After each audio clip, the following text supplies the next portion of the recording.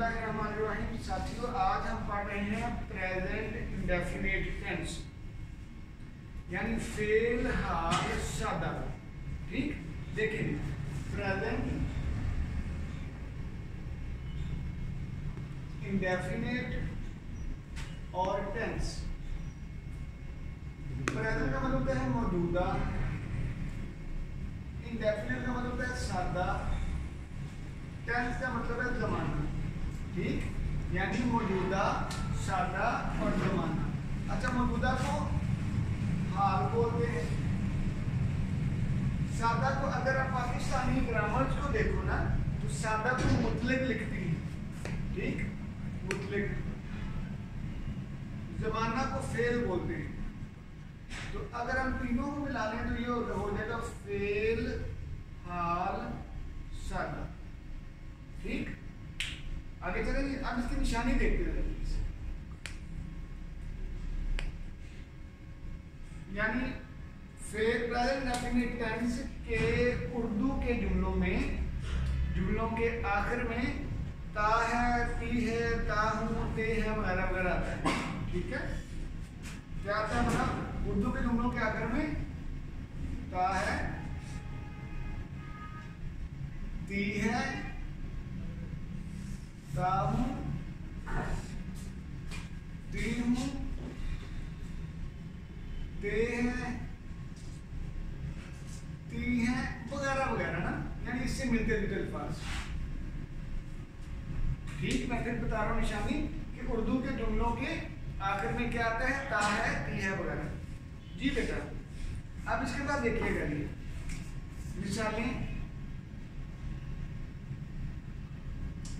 मिसालें बड़ी हमारी जो जानी पहचानी सी हैं। क्या मतलब? मैं आपको पढ़ाता हूं। ठीक, बच्चे गली में खेलते हैं।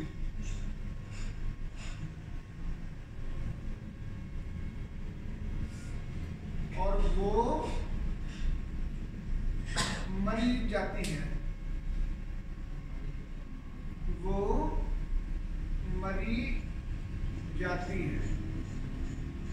लेंगे मिसालें होंगी हमारी। अब मैं आगे लिख रहा हूं फार्मूला, यानी फार्मूला। इस फार्मूले को हम बोलते हैं सिंपल, यानी सादा फार्मूला ना, सिंपल फार्मूला। ये घासियों ना मतलब आगे पीछे हो दे यार। सिंपल फार्मूला, सिंपल फार्मूला में देखिए क्या चीज है बोला? सब्जेक्ट के बाद वर्ब की फर्स्ट फॉर्म के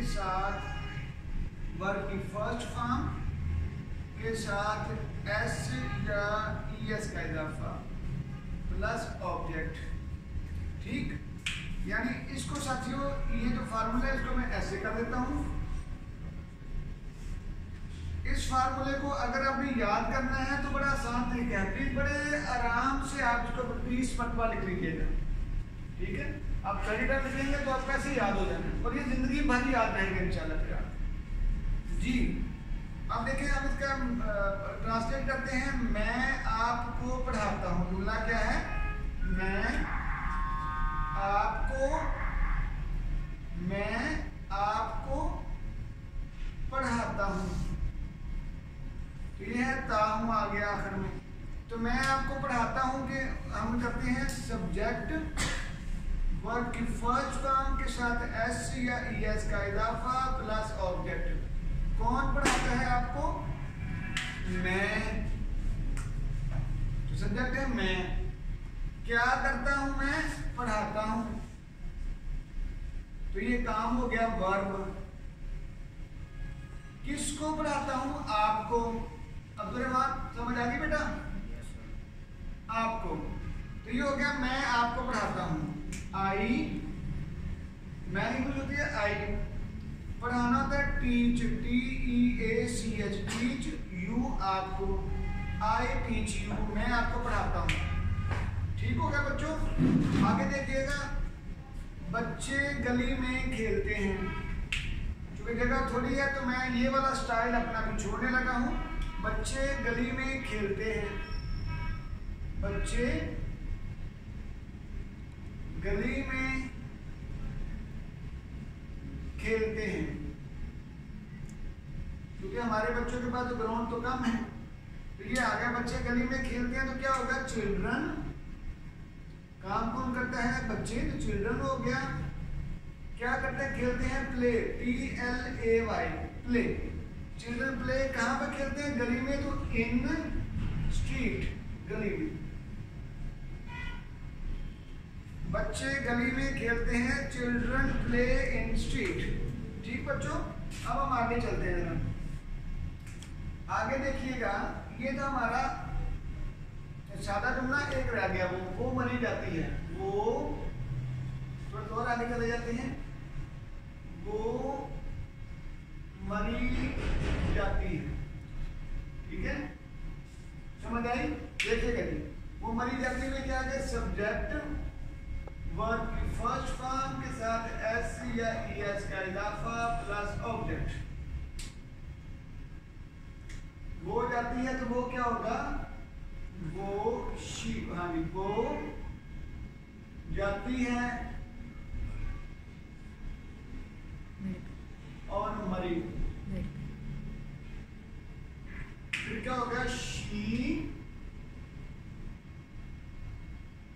गो टू मरी। यहां पे मैंने जानबूझ से बोला है गो, है शी के बाद बेटा गोज आता है, तो मैंने कलर चेंज करना था, मैंने बोला शी गोज टू मरी।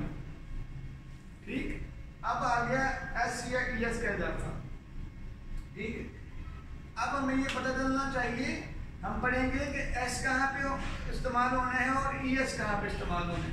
ठीक, देखिए एस या ईएस का, अब मैं इसको जरा कर देता हूँ कि आप लिख रहे हैं, यहाँ तक मेरा कहना मेरी ठीक है, एस या ईएस का इजाफा जी।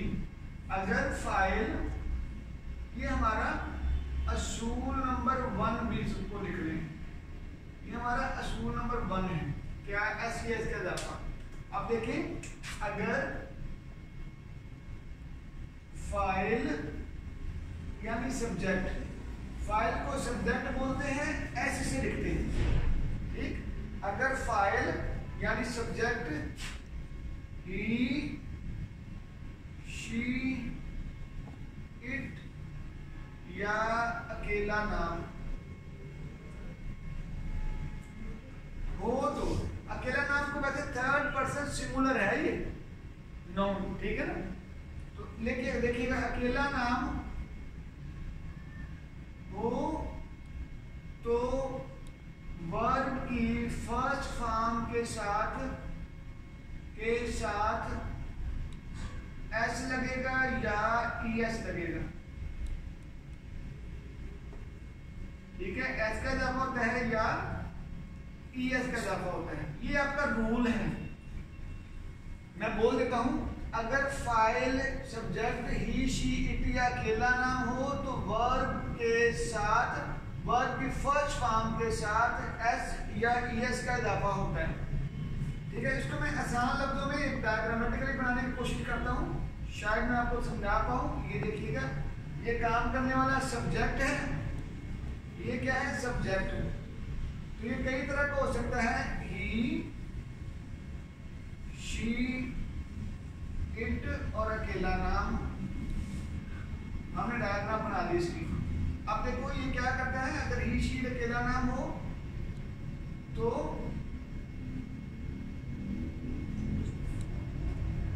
वर्ब की फर्स्ट फॉर्म के साथ या एस लगेगा या वर्ब की फर्स्ट फॉर्म के साथ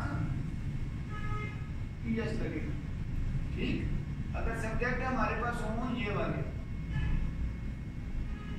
ठीक बच्चों, अगर सब्जेक्ट हमारे पास हो ही, शी, इट या अकेला नाम, तो वर्ब की फर्स्ट फॉर्म के साथ या एस लगेगा या ईएस लगेगा।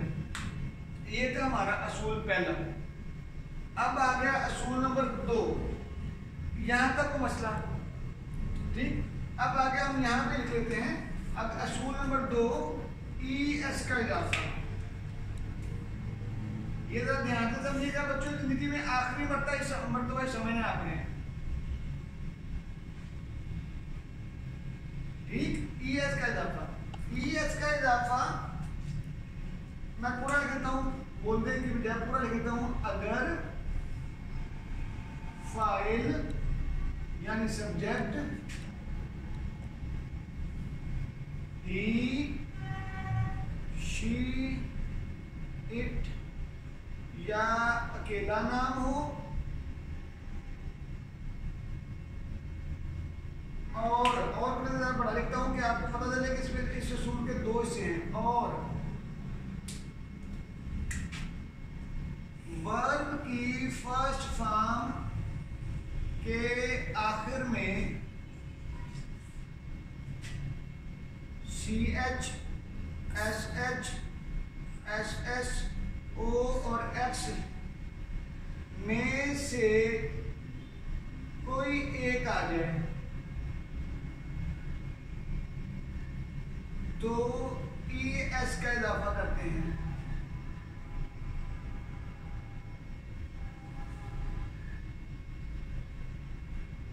वरना S का इजाफा होता है।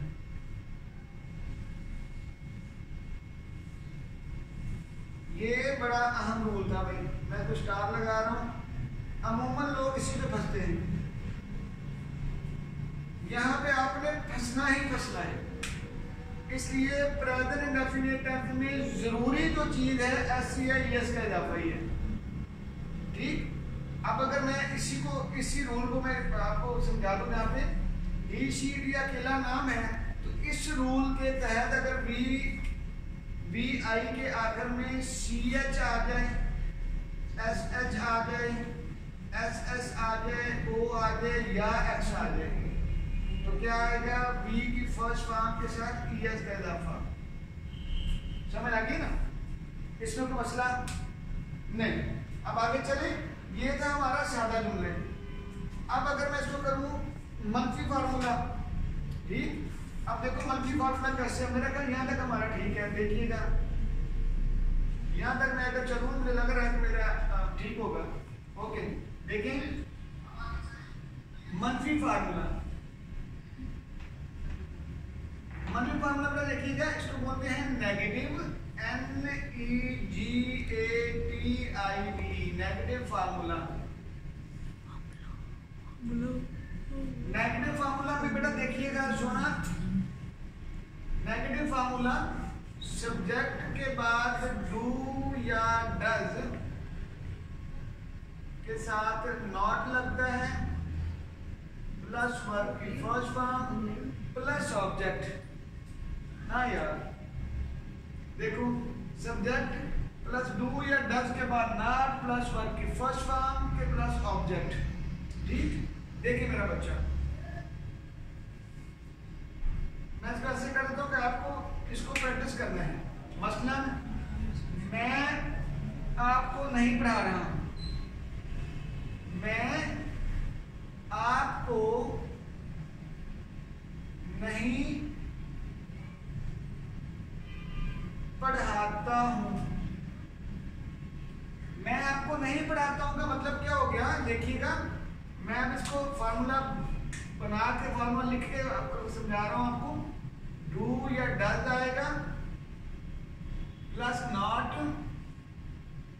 प्लस वर्ब की फर्स्ट फॉर्म के साथ फर्स्ट फॉर्म प्लस ऑब्जेक्ट। अब यहाँ पे एक बात मैंने अभी छोड़ी हुई है, पहले फार्मूला लिखूं फिर मैं बताता हूं डू या डज का इस्तेमाल। देखिएगा जरा, वो यानी मैं आपको पढ़ाता हूं, सब्जेक्ट हो गया मैं,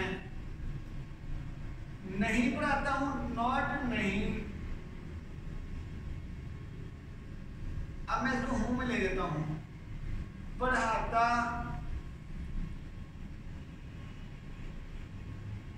आपको, ठीक।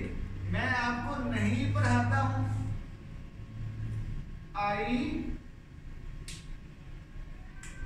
Do not teach you.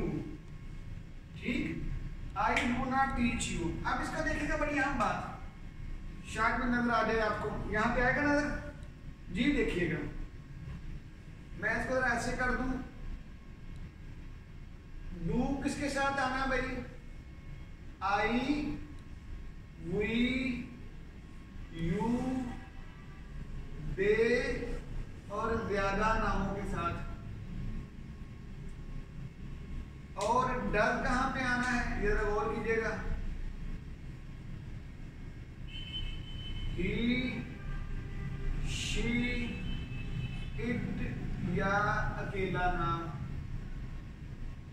इसको हमने थर्ड पर्सन बोला था, यानी थर्ड पर्सन सिंगुलर। देखिएगा भैया, ये जो मैंने बात की है ये बड़ी जरूरी है। इसको एक आम एक लफ्ज में एक जुमले में बयान कर सकता हूं, जिनके साथ एस या ईएस का इजाफा होता है सादा जुमलों में, उनके साथ डज नॉट आना है, बाकी सब के साथ डू नॉट। देखिए इधर आए, इधर आए जरा देखिए, सॉरी, जिनके साथ हमने एस या ईएस का इजाफा किया था, यानी ही, शी, इट या अकेला नाम, है ना, जिनके साथ एस या ईएस का इजाफा हुआ था उनके साथ जुमला मनफी बनाते हुए डज नॉट आना है। ठीक, समझ लगती ना। अब दूसरा जुमला बनाते हैं इसका मनफी, मैं इधर आ रहा हूँ मनफी जुमला बनाने के लिए, शायद आपको नजर आ रहा हूँ, यहाँ तक मेरा ख्याल हमें ये जगह देगा। ठीक है, देखिएगा, बच्चे गली में नहीं खेलते हैं, बच्चे गली में नहीं खेलते हैं।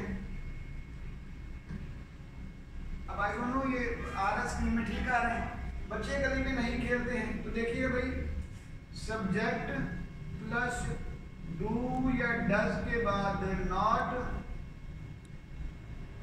प्लस वर्ब की फर्स्ट फॉर्म प्लस ऑब्जेक्ट। देखें कौन गली में नहीं खेलता है, बच्चे नहीं, वर्ब क्या है, खेलते हैं,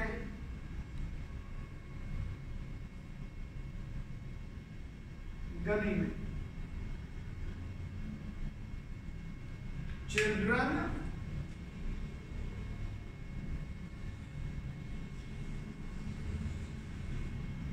डू नॉट, बच्चे अब ज्यादा हैं, चिल्ड्रन डू नॉट प्ले, खेलना होता है प्ले, इन स्ट्रीट, गली में। अब आखिरी जुमला मैं करने लगूंगा, देखिएगा, वो मरीज नहीं जाती है, वो मरी नहीं जाती है। देखिएगा, सब्जेक्ट प्लस वर्ब की फर्स्ट फॉर्म मनफी, सब्जेक्ट प्लस डू या डज नॉट प्लस वर्ब की फर्स्ट फॉर्म प्लस ऑब्जेक्ट, वो नहीं जाती है, मरी, शी, अब हमने कहा डज नॉट गो टू मरी। देखिए, हमने कहा था जिनके साथ एस या ईएस का इजाफा होता है तो उनके साथ डज नॉट आएगा। अब फार्मूला ये बताता है, देखिएगा इधर आइएगा, फार्मूला ये बताता है मनफी का कि जब डू या डज जब इस्तेमाल होगा तो फिर आपने वर्ब की फर्स्ट फॉर्म के साथ एस या ईएस का इजाफा नहीं करना। अगर हम इसको थोड़ा सा गौर से देखें ना, तो यही इजाफा जो हमने ईएस का किया है ना, वो यहाँ पे जो इजाफा होता था फर्स्ट फॉर्म के साथ, वो हमने खत्म करके अब डू के साथ लगा के डज बना दिया है। समझ लगी ना, ये आम सी बात से आपको समझा दी। ठीक, मेरा ख्याल है कि आपको ये आज प्रेजेंट इंडेफिनिट टेंस के सादा जुमले और मनफी जुमले बनाने की समझ आ गई होगी। ठीक, इसका एक ही तरीका है کہ آپ اس کی پریکٹس کریں، فارمولوں کو 30 مرتبہ لکھیں گے تو دل بھی ہو کے آسانی سے یاد ہو جائیں گے. ٹھیک ہے جی، جزاک اللہ.